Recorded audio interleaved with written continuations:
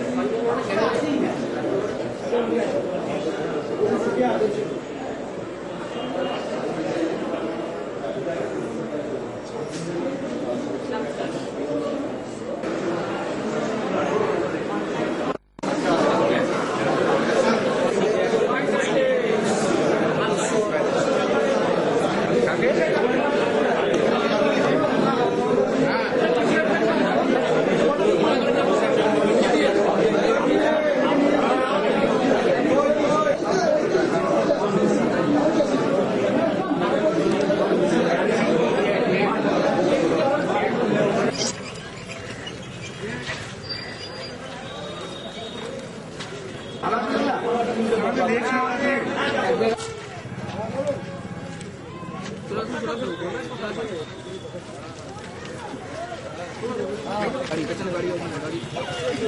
আমাদের আমাদের সব এক আজ হবে, আজকে হয়ে যাবে এবং পরশু হবে। আজকে কটা?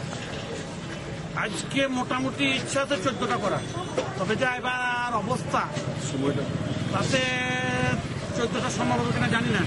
যতটা সম্ভব হবে 14টা করার চেষ্টা করছি। সাড়ে তারিখ আছে আর সূর্য আমাদের বুধবার হবে। আমাদের আজকে এবং বুধবার